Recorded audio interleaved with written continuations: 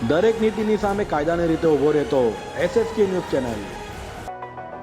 ડિંડોલી ખાતે આવેલ રેસ્ટોરન્ટના કારીગર પર તીક્ષ્ણ હથિયાર વડે ગળું કાપી જીવલેણ ઈજા કરવા મામલે પોલીસે ગુનાનો ભેદ ઉકેલી કાઢ્યો હતો અને ઈજાગ્રસ્ત તેજ આપઘાતનો પ્રયાસ કરતા બચી જતા નાટક કર્યું હોવાની કબૂલાત કરી હતી। ડિંડોલી પોલીસ મથકનો સ્ટાફ પેટ્રોલિંગમાં હતો ત્યારે બાતમીના આધારે ડિંડોલી પોલીસ મથક વિસ્તારમાં આવેલ મધુરમ સર્કલ પાસે ફૂડ લવર રેસ્ટોરન્ટના કારીગર પર તીક્ષ્ણ હથિયાર વડે હુમલો કરી ગળું કાપી હુમલાખોર ભાગી છૂટ્યો હતો તો ઈજાગ્રસ્ત કિશુન ચેતલાલ રવિદાસને હોસ્પિટલે ખસેડાયો હતો, જ્યાં તેણે પોલીસના નિવેદનમાં ઉપરોક્ત માહિતી લખાવી હતી। જોકે પોલીસે સ્થાનિક વિસ્તારના CCTV સહિતની તપાસ કરી હતી, જેમાં કોઈ શંકાસ્પદ ન લાગતા ફરી ઈજાગ્રસ્ત કિશોરની પૂછપરછ કરી હતી, જેમાં તે ભાગી પડ્યો હતો અને પોતે આત્મહત્યાની કોશિશ દરમિયાન હોસ્પિટલમાં સારવાર મળતા જીવ બચી ગયો હોય પોલીસ તપાસથી બચવા તેમજ પોલીસને ગેરમાર્ગે દોરવા મોબાઈલ ફોન લૂંટની સ્ટોરી કરી હોવાની કબૂલાત કરી હતી, જેથી પોલીસે તેની વિરુદ્ધ કાયદેસરની કાર્યવાહી હાથ ધરી હતી।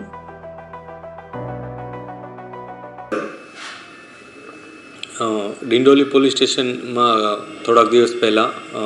IPC 307 એટેમ્પ્ટ ટુ મર્ડર માટેનો એક ગુનો નોંધવામાં આવ્યો હતો। આ ગુનો અનુસંધાને પોલીસે ઇન્વેસ્ટિગેશન શરૂ કર્યું હતું। ઇન્વેસ્ટિગેશનમાં પોલીસે ટેકનિકલ ઇન્ફોર્મેશન, આસપાસના લોકો,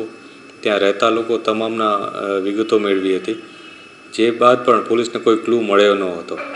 આ દરમિયાન પોલીસને એક થોડીક શંકા જતાં અલગ એંગલથી પણ તપાસ કરવાની જરૂરિયાત ઊભી થઈ, જે અનુસંધાને પોલીસે તેમાં ઊંડાણપૂર્વક તપાસ કરતાં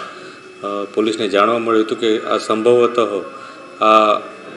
એટેમ્પ્ટ ટુ સુસાઇડનો પ્રયાસ હોઈ શકે છે, જે બાબતે પછી અમે જે મૂળ વિક્ટીમ છે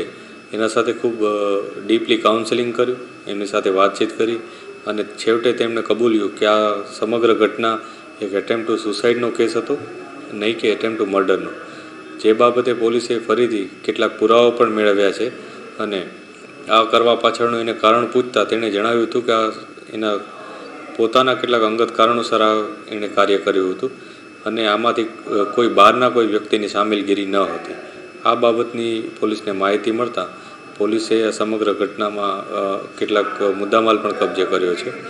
અને આ બાબતે પોલીસે આગળની કાર્યવાહી કરી છે। દરેક નીતિની સામે કાયદાની રીતે ઊભો રહેતો SSK ન્યૂઝ ચેનલ।